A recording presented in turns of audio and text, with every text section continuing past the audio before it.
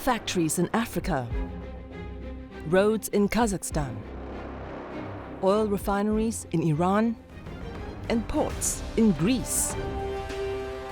Just a few of the Belt and Road projects that have been built in the last decade. Projects that have not only changed recipient countries, but also changed global trade. ASEAN has become the biggest trading partner of China. ASEAN has been greatly connected with China. The Belt and Road has brought celebration to some, despair to others. In the last few years especially, we've seen an astonishing number of loans that have been assessed as non-performing and have been written off. As China marks 10 years of the BRI, Insight examines how it has changed the world and how it will evolve moving forward.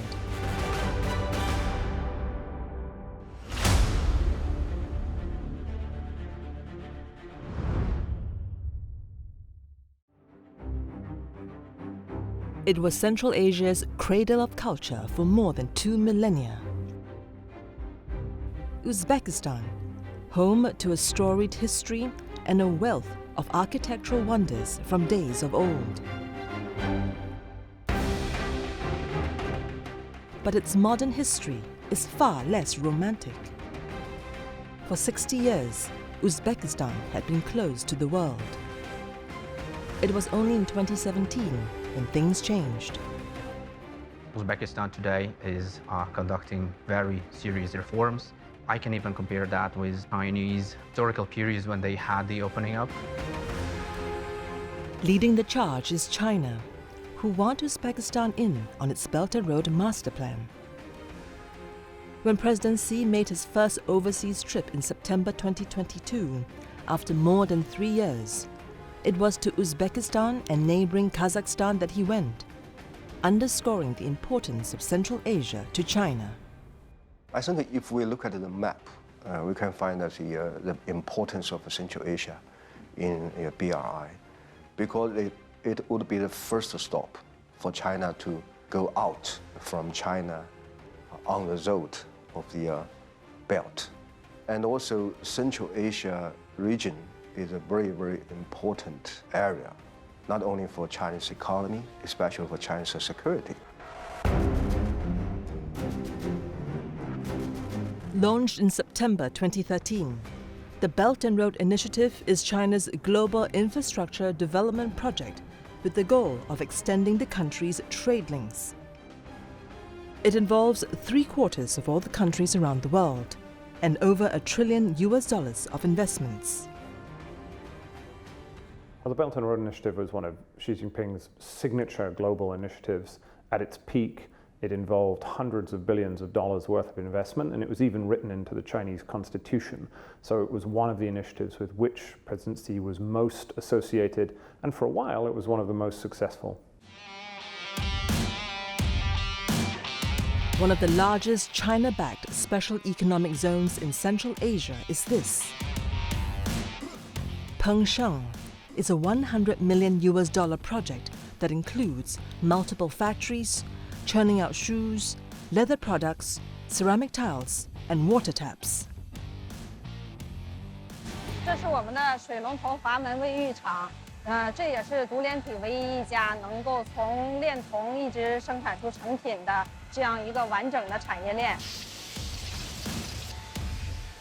乌兹的人口占中亚5国人口的1半，而且劳动力的素质是非常高。还有一点就是说，他们这个独立以来啊，完善了很多保护外国投资者的法律法规，也出台了一系列的招商引资的政策。那么中国政府呢，一直鼓励中国的企业要走出去。在这样的一个优势互补的情况下，两国政府又积极的促进这种合作，那么彭盛很快就发展起来。Pengsheng employs over 1,300 Uzbek workers and about 200 Chinese workers.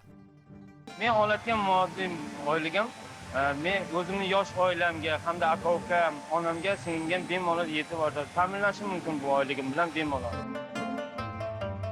China's investments in Uzbekistan extend far beyond the special economic zone. The two countries have signed some $15 billion worth of investment deals on jointly developing the country's oil, gas, and uranium fields. They also agreed to cooperate in building railways, road networks, telecommunications infrastructure, and industrial parks. China is our major trade partner at the moment. And of course, when we're talking about investments, especially foreign direct investments, China is also number one. Uzbekistan's neighbor, Kazakhstan, is another important stop on China's Belt and Road Initiative. It was here that President Xi first proposed the Belt and Road Initiative in 2013. And since then, there has been many notable projects, including railways and highways that connect China to Russia and also Europe, as well as a crude oil pipeline and a Central Asia gas pipeline. According to China's state media, China once received 30% of its natural gas imports through the China-Central Asia pipeline. In other Central Asian countries like Kyrgyzstan, Tajikistan, and Turkmenistan, China's engagement is also on full display, with multiple highways, railways, mines, and energy projects across the region. As of the end of March, China's direct investment stock in Central Asia stood at over $15 billion. Trade between China and the 5 Central Asian countries set a record high in 2022. Well, Central Asia is strategically located between China and Europe. You know, it's if you talk about Asian Time Silk Road, if you talk about current China-EU railway transit, you know, Central Asia is vital. The significance of the Belt and Road Initiative here extends way beyond connectivity, investment, or even jobs.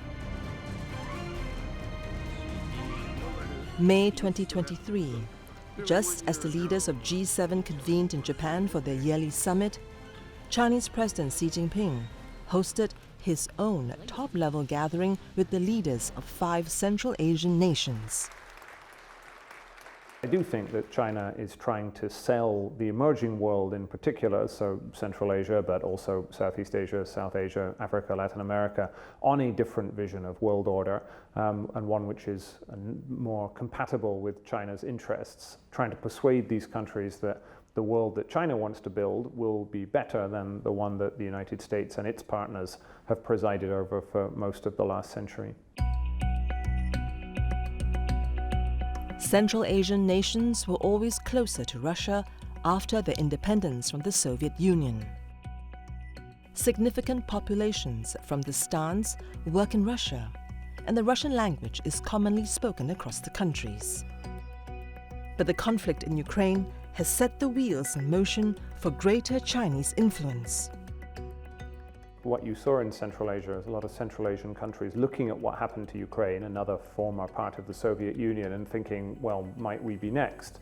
And therefore, what are our options? If we want to signal to Russia that we have other friends, who do we go to? And the answer is that you go to China. China, on the other hand, will have seen the Russian war with Ukraine as an opening, although China is a close ally of Russia and has been tacitly supporting Russia in the war. It also sees an opportunity to build its own influence in these countries that are, to some degree, more nervous about Russian power and what Vladimir Putin might be up to in his immediate neighborhood. Russia itself is also increasingly dependent on Beijing to survive Western isolation and punitive measures. French President Emmanuel Macron's comments that Moscow is, in fact, becoming a vassal state of China went viral in China, with many Chinese citizens agreeing that Russia is now the junior partner in the bilateral relationship. When President Xi visited Moscow in March 2023, he invited President Putin for the Belt and Road Forum, and also pledged to significantly increase trade between the two countries. Bilateral trade saw an annual rise of 29.3% to $190 billion in 2022. There has also been some large investments in Russia in the last decade of the BRI. China's largest SUV producer, Great Wall Motors, invested $500 million in a plant in Russia. Since 2019, the high-tech production line has been churning out Haval cars. Events in Ukraine gave the company an unexpected boost. As Western and Japanese rivals pulled back, the Chinese automaker's revenue in Russia rose 73% on year to reach $1.25 billion in 2022. Правительство Тульской области во главе с губернатором Тульской области, которому отдельное спасибо, сделало такие условия для ведения бизнеса, которые просто не оставили нам шанса, кроме того, как прийти сюда, на Тульскую землю. Нам дали и налоговые льготы, и таможенные льготы, и помощь в трудоустройстве персонала, и другие выгодные условия, которые позволили нам развиваться и производить здесь качественную продукцию. We see the trade between China and Russia has gone up in the last number of years. So I think there's a lot of also complementary, between the two countries in terms of the resources, in terms of the energy, in terms of connectivity. So I see Russian will still play some active role in promoting the Belt and Road Initiative. Russia, on its part, is also more than enthusiastic about the Belt and Road Initiative, with President Putin famously declaring that the West is failing and the crucible of global growth was now in Asia. Russia needs China even before the war in Ukraine because it's a major export market for energy. They also have defense cooperation and a number of other sort of partnerships in industrial areas. So that's and then after Ukraine that became even more important because China was really Russia's only significant international partner beyond Iran and a small handful of others.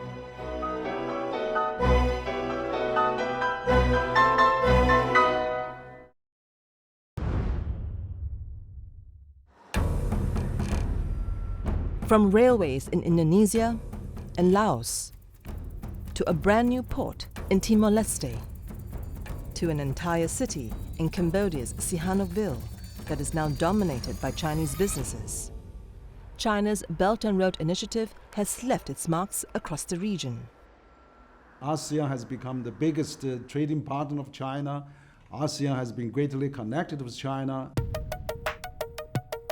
As China built a web of connectivity through its railways, roads, and ports, trade between China and the region exploded. In the year 2000, before the Belt and Road Initiative, trade between China and ASEAN was $40 billion. In 2022, trade between China and ASEAN was $975 billion, reaching almost $1 trillion. Chinese investment in ASEAN has been increasing steadily, really since the 2000s. And I would say the Belt and Road Initiative just catalyzed that further and has facilitated it with a number of infrastructure investments as well. When we look at Chinese investment and trade with ASEAN, it's quite uneven, right? So many of the more developed countries in the region, places like Indonesia and Malaysia, they have a wide range of relationships when it comes to trade, so they're actually a lot less reliant on trade with China. But it's the countries right next to China, countries like Myanmar, Laos, Cambodia, even Vietnam, where connectivity makes a big difference to their trade. And those are the countries that have become especially integrated with China through major increases in trade. One example of how the BRI has impacted Southeast Asia can be found in the story of one of the region's most beloved fruits.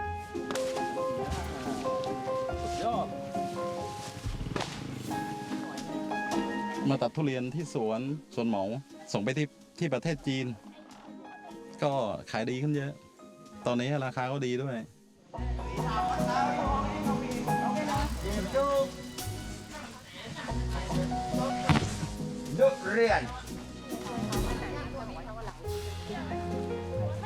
The buyer of these durians is JD.com. It is one of the largest e-commerce players in China, rivaled only by Alibaba's Taobao. เมื่อก่อนมันไม่เยอะมาตอนนี้คนจีนเข้ามาในประเทศไทยเยอะก่อนหน้านี้ประมาณ5 ปีเยอะมากแล้วก็เกี่ยวผลไม้เกี่ยวทุเรียนส่งออกไปได้ดีมากเลยตอนนี้ ตั้งแต่เท่าแก่จีนมาเข้ามาเมืองไทยนะก็ชีวิตดีขึ้นมีกิ๊กเยอะกิ๊กเยอะ มีอะไรอีกตั้งแต่แบบชีวิตดีขึ้นมีอะไรอีกบ้างมีกิ๊กมีรถเพิ่ม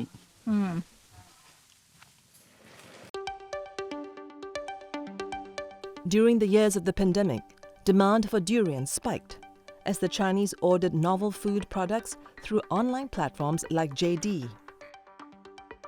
According to data from the Ministry of Commerce of Thailand, China imported over $3 billion worth of durians in 2022 and was the largest export market for Thai durians.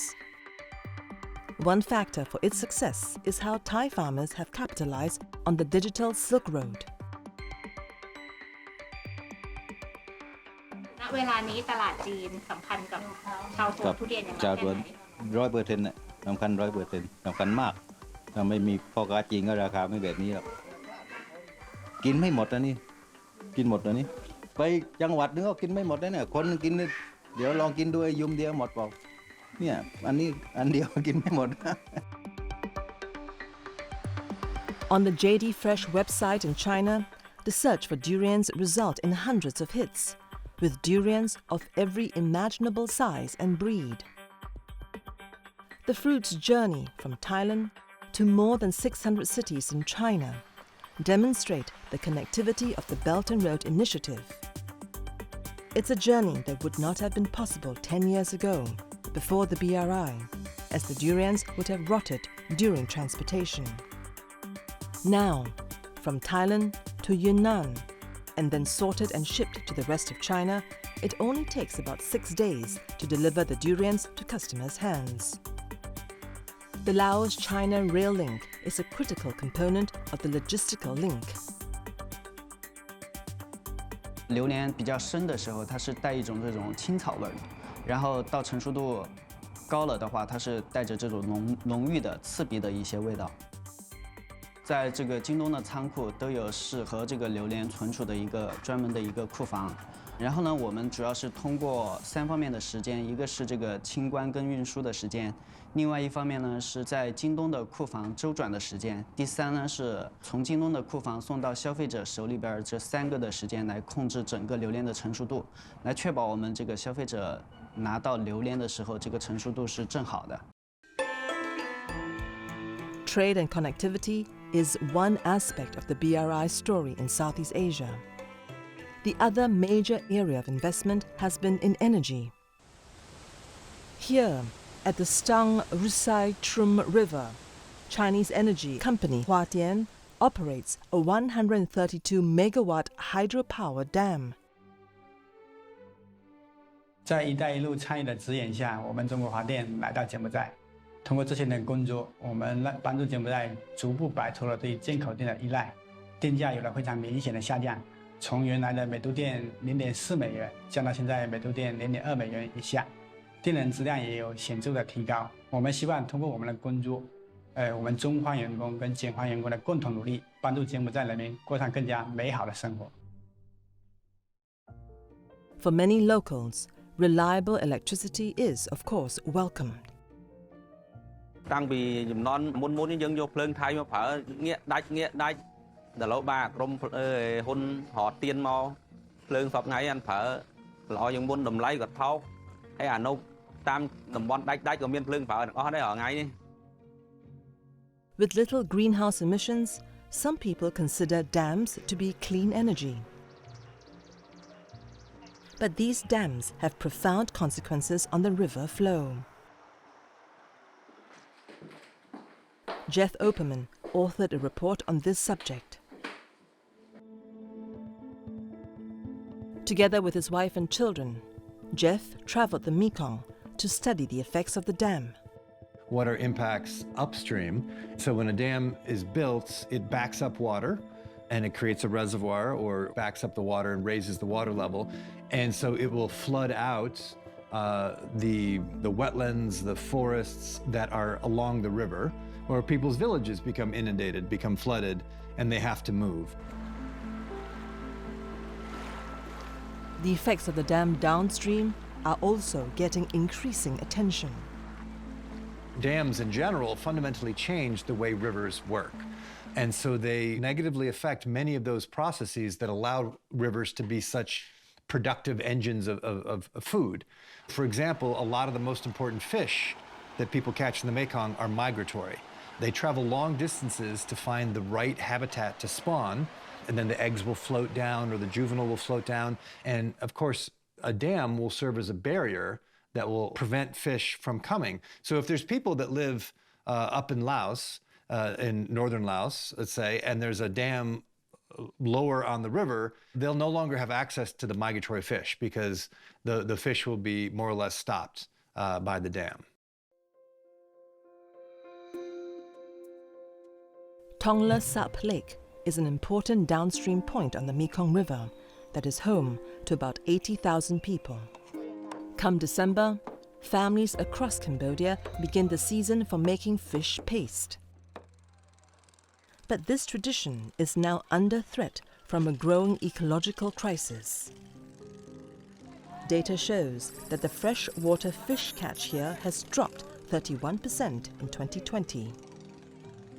Cambodia's annual fish catch is worth an estimated $600 million.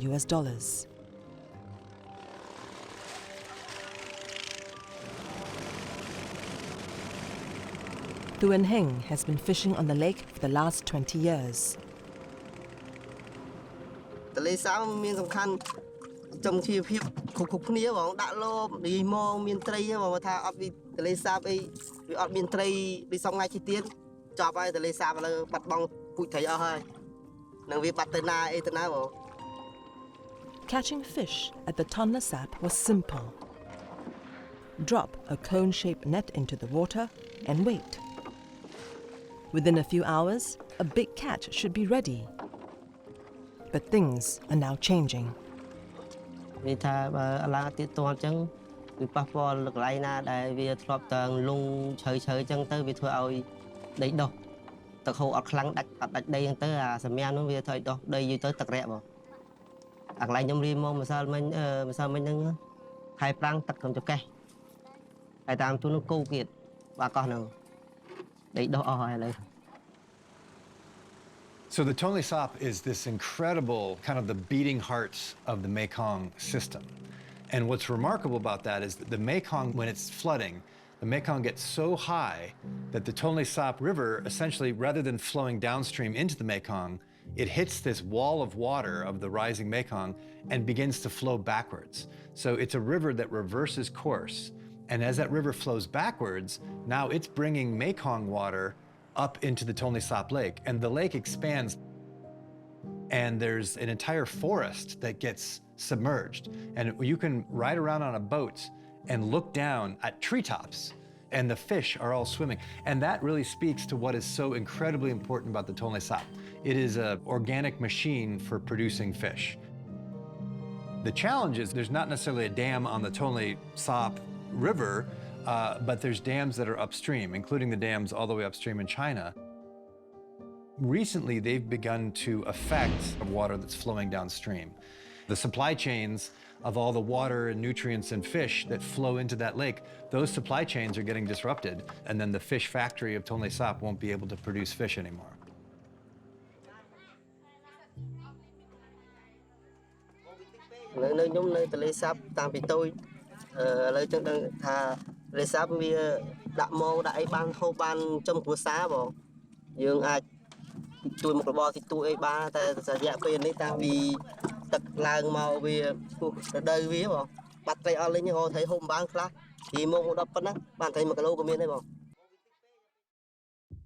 Further downstream, the creeping crisis could get even more severe.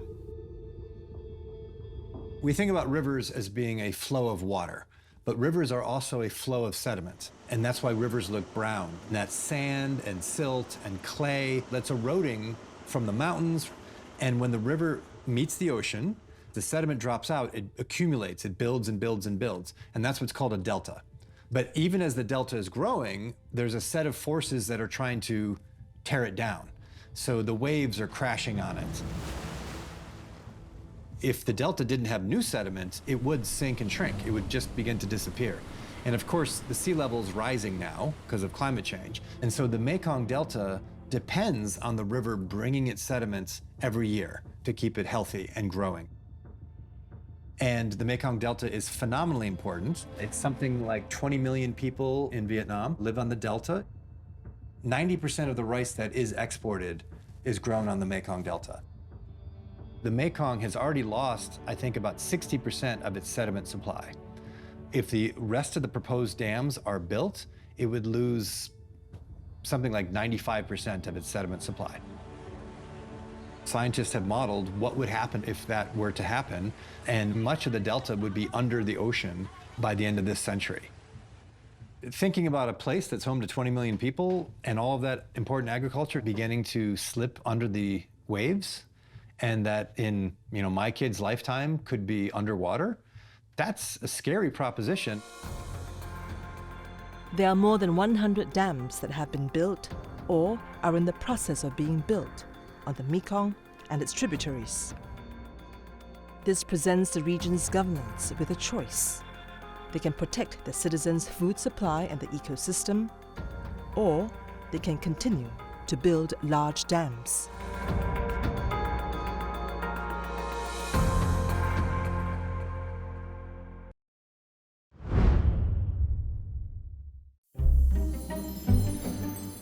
This is the University of Tehran in Iran. Chinese is a popular class here. 边看课文边做练习，连读课文，好吗？好。房东，谢天谢地，谢天谢地。哎，漂亮！庆祝。 Here in Iran, the Belt and Road Initiative has heralded the arrival of several Confucius institutes designed to teach the language and promote China and Chinese values. 我很喜欢中国，很喜欢中国的历史、中国的文化。用“一带一路”，我们可以和中国人交朋友，还有可以生意，这样生意就可以帮助我们的经济。我以前看过很多中国的电视剧，我很喜欢中国的电影、中国的歌手、中国的歌曲。我特别喜欢邓丽君，我特别喜欢她的《月亮代表我的心》。 服装设计，很多中国人来这里，他们有很多产品，我们伊朗人想买卖，他们就需要一个翻译家，一个翻译，所以我很想做翻译，然后我可以赚很多钱。正好国家有这个“一带一路”倡议，我们也有这个机会，世界上变成了个地球村，说我们都希望来伊朗看看古代的上那个波斯和中国他们交往的情况，然后看看现在我们再看看能重拾友谊，重走那个丝绸之路。For countries that signed up to the BRI, the Confucius Institutes have an especially urgent task to facilitate Chinese business interests. 帮助是很大的，就从两个角度可以讲的。第一个是伊朗整个国家对“一带一路”这个构想的认识还是不够的。我想这些学生他们就可以通过接触第一手资料，介绍“一带一路”给伊朗人，有很大的影响。Iran signed a memorandum of understanding to join the BRI in 2016. And there is evidence of Chinese business and investment everywhere. The oil fields that fund much of government coffers, they are operated by China National Petroleum Company in partnership with the Iranians. The telecommunications network and cyber infrastructure, Chinese. The buses in Tehran, Chinese as well. Chinese car brands dominate the road, and Tehran's metro system was built from scratch with Chinese capital and Chinese engineers. The train cars that run on it are, of course, also Chinese. One of the biggest news to come out of the Middle East this year is the announcement that Iran and Saudi Arabia will restore diplomatic ties. Chinese media said that President Xi personally took the initiative to help persuade the leaders of these two countries when he met them. The Iran-Saudi deal to end a 7-year diplomatic rift was seen by many analysts as a clear sign that the BRI has implications beyond business and connectivity. Look at Saudi Arabia or Iran. I mean, China become the largest energy importers, and particularly Saudi Arabia. China is their destination for their main export for their petroleum and energy. And so China also, the influence of the geopolitical persuasion power has also gone up, and that's why, since China is the large trading partner of both Saudi Arabia and Iran, and China is the Belt and Road partner for both countries, naturally for China to say, look, I mean, we can't go on like this, we can't fight each other, we need to really calm down and make peace out of this. The strategy is for China to move into areas of the world where the United States is becoming less influential, and the Middle East is one of those. And so, for instance, its Iran-Saudi deal, China wants to be seen as a major player internationally, and therefore its ability to broker or to try and broker these kind of peace deals there in Ukraine would be another example. It adds prestige to Beijing's external diplomacy, as well as building influence in a region like the Middle East. Another place where China has increasing political clout? Africa. With more than 1 billion consumers, the youngest demographic in the world, and 1/3 of the world's mineral resources, Africa has been an area of focus for China, even from the Mao Zedong days. Hence, it is no surprise that the Belt and Road has been big here, with a string of railways, roads, ports, mines and factories across the region.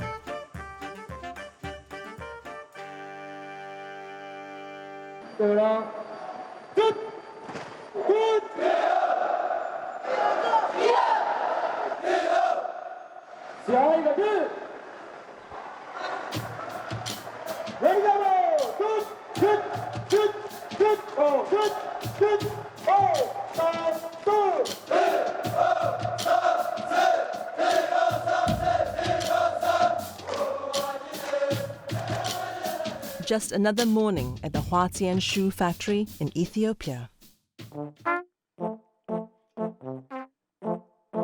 This company is founded by former Chinese soldier Zhang Huarong. Hence, discipline and drills are part of corporate culture.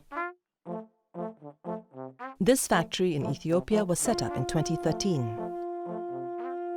Today, it has an annual production capacity of 3 million pairs of shoes for export, making it one of the largest export enterprises in the country.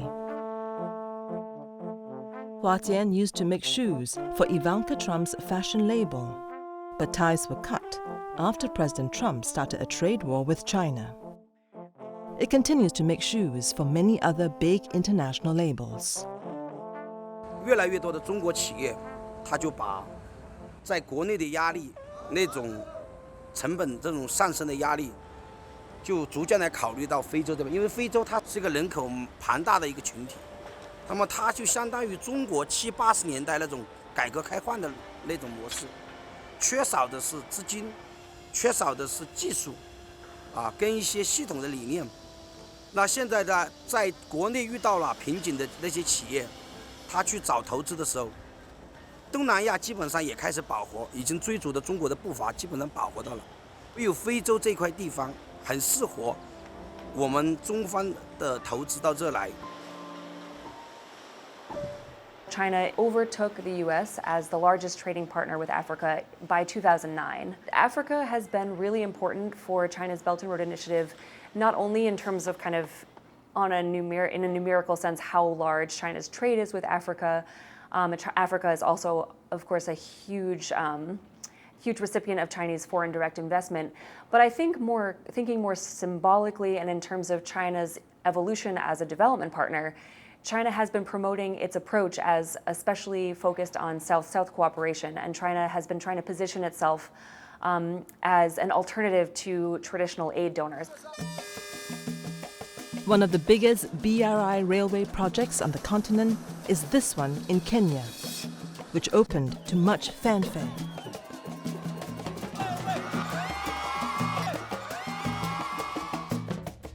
Today, I am once again delighted to take note of the support that we have received as a government and a people by the government and of the People's Republic of China, their various development partners, and China Road and Bridge Corporation. I want to thank them for being true friends of Kenya's growth and development agenda. That was then. It has since become a political issue. During elections in 2022, leading candidates had intense debates about whether to deport Chinese workers doing local jobs. They questioned how extensive corruption is on the project and how Kenya will pay back its debt to China. The China designed, funded and built railway cost almost $5 billion. And with the pandemic hitting economic growth, Kenya has since struggled to pay back the Chinese loans. China is now Africa's biggest bilateral creditor. And this has prompted domestic and international debates about the risk of African countries falling into debt trap diplomacy. One of the major Western criticisms of BRI has centered around the phrase debt trap diplomacy, the notion that China has deliberately entrapped developing countries with excessive debts in order so that over time that will benefit China. So for instance, you give debt to a project, a port, for instance, they can't repay it and you turn that debt into equity, so China eventually ends up owning the port.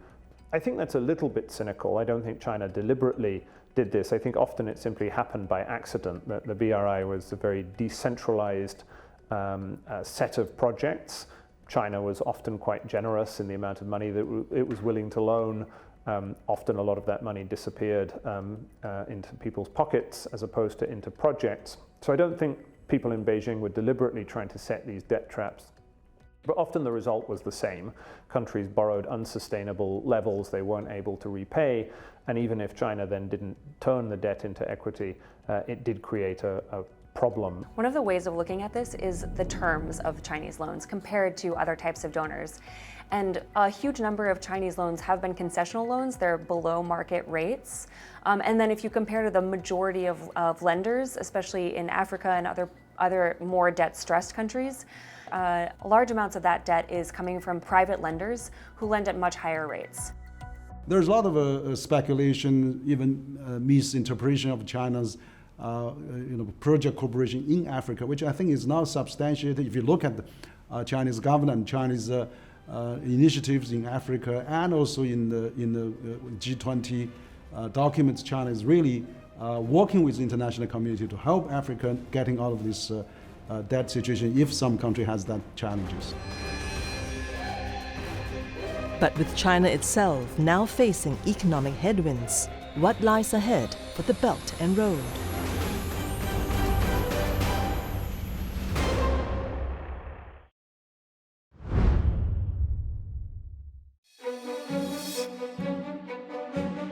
The world has seen 10 years of huge infrastructure projects brought by the Belt and Road Initiative. Multi-billion-dollar ports, railways and power projects, all financed with Chinese money and built by Chinese companies. But now, the Belt and Road Initiative seems to be undergoing some belt tightening.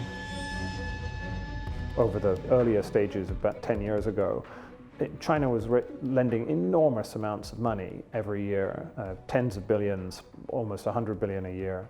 I don't think we're going to go back to that. China is no longer interested in giving away free money to build very expensive transborder railways.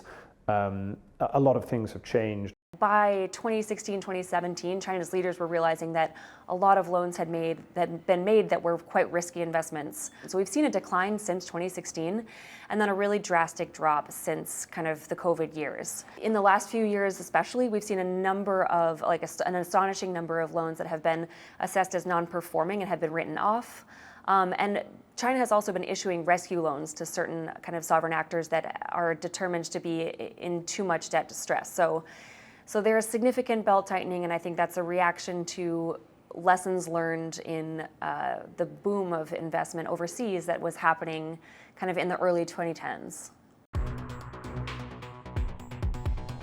Observers say the new focus of the BRI is on the small and beautiful, a term coined by President Xi.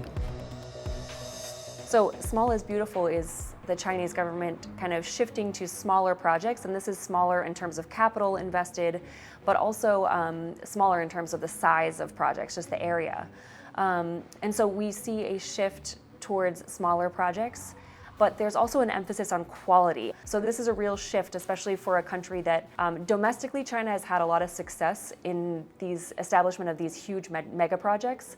But I think that Chinese leaders have recognized that implementing mega projects overseas by moving beyond the domestic context, there are a number of factors that they can't control as well, and that just has increased the amount of risk that's involved in these mega projects. So shifting to smaller projects seems wise. The numbers reflect this approach. Loans to Africa from China, for example, dropped from a high of $28.4 billion in 2016 to about $1.9 billion in 2020. The nature of these commercial deals is also changing. Small and beautiful. For example, in like a digital Silk Road, China is a great second largest digital economy in the world. Probably we could do more digital stuff where you don't need too much infrastructure. And also some environmental project, and also even clean technology. And of course, education is also another good thing, more technical, vocational school. In the last year, China has also put more emphasis on the 3 global initiatives compared to the Belt and Road. These are the Global Civilization Initiative, the Global Development Initiative, and the Global Security Initiative. Those 3 initiatives proposed by President Xi is really complementary to the Belt and Road Initiative. If you talk about Global Development Initiative, which is really corresponding to the UN 2030 development agenda. And then you talk about the Global Security Initiative, which is also if you want to build, if you want to construct, and if you want to have an economic cooperation, you need a stable, secure environment. China also proposed the Global Civilization Initiative, which is, we need to, really have a dialogue of civilizations. We should find a way to how to cooperate with each other. We need to talk to each other. A hospital in Laos demonstrates the Global Development Initiative at work. ห้องหมอหมู่สนของพวกเขาสร้างมาได้สร้างที่ปี1903มาฮอดปีนี้ก็ถือว่า119 ปียิงใส่ห้องหมอของพวกเขาคือว่ามาเมื่อกี้นี้มันเป็นห้องหมอที่เก่าจังซั่นนี่ก็มีหลายตึกกระแจกกระจายจังซั่นทางฝ่ายจีนเพิ่นก็เลยว่าเป็นการช่วยเหลือลาในการก่อสร้างห้องหมอหลังใหม่ถือว่าบรรดาตึกเก่าถือว่าถูกทุบม้างออกและสร้างตึกใหม่ทดแทน 150 beds were added to the hospital with the new building, with more expected when the second building is complete. President Xi himself attended the groundbreaking ceremony for the construction of the hospital. และก็ยินดีที่ว่าพวกเขาได้รับห้องหมอใหม่สำหรับตึกนี้เขาได้เปิดตั้งแต่เดือน2022มาฮอดปัจจุบันเห็นว่าแต่ละเดือนคนเจ็บมารับใช้บริการขึ้นเรื่อยๆไปการมีเครื่องไม้เครื่องมือที่ทันสมัยขึ้นก็ช่วยได้หลายอย่างเนาะถือว่าการรับใช้คนเจ็บมันได้ไวว่องไวสะดวกไวขึ้นกว่าเก่าเนาะI tend to think of the Belt and Road Initiative as a powerful slogan, and so I think in that sense, as a slogan, I think the Belt and Road Initiative has run its course in many senses. It motivated people for 5 to 10 years, and I think that it's used less and less because a campaign slogan cannot be used in perpetuity. But I think that the underlying reasons behind the Belt and Road Initiative, I think they remain. The impetus for China to need to kind of fix its overaccumulation and its overcapacity in infrastructure overseas. I think that need remains, perhaps kind of tempered a bit by the COVID-19 crisis. But I think that China still needs to expand globally to remain stable. And I think that the rest of the world still needs China's expertise in infrastructure capacity, and there will be a demand for that going forward. So the underlying motivations for the Belt and Road Initiative, I think, will continue. And China's, its 3 new strategies, I think, reflect the fact that it may not use the same terms, Belt and Road, anymore, but it is still planning on continuing to expand and strengthen its overseas engagements. What I hope is that for the future Belt and Road certainly can be more multilateralized. We could have an international steering committee. We could have a secretary office. We could have many more countries of Belt and Road countries to join this Belt and Road Center. For example, we could set up international Belt and Road Center that all the member countries can come in, and we can also not only have a Belt and Road Summit in Beijing, but also we can have it in Geneva, or in Singapore, or in different parts of the world, in Paris, for example. Let's all get all the world work together on the climate change, on the green infrastructure, on all the digital economy. So let's all work together.